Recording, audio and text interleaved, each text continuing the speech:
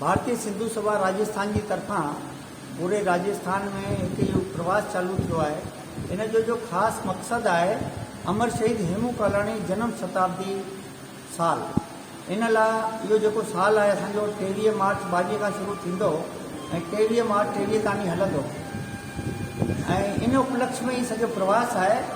हेसितानी इन में असां जेके कार्यक्रम जोड़िया आहिनि, रथ यात्रा है, ॿारनि जा आहिनि, 200 ब्लड कैंप आहिनि, उनजे अलावा रंग भरो प्रतियोगिता, चित्रकला प्रतियोगिता, मातृशक्ति सम्मेलन, युवा सम्मेलन, प्रभात फेरियूं, इन तरह सां असां अनेकों गतिविधियूं कंदासीं।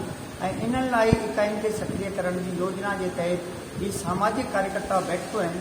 ऐं गॾोगॾु भीलवाड़ा में 18-19 दिसंबर में राज्य स्तरीय सिंधी पंचायत सम्मेलन जो भी आयोजन रखियो वियो आहे। ऐं उन सम्मेलन जी निमंत्रण ॾियण लाइ असां मुखियुनि सां बि रूबरू थियनि पिया। ऐं गॾोगॾु देश जे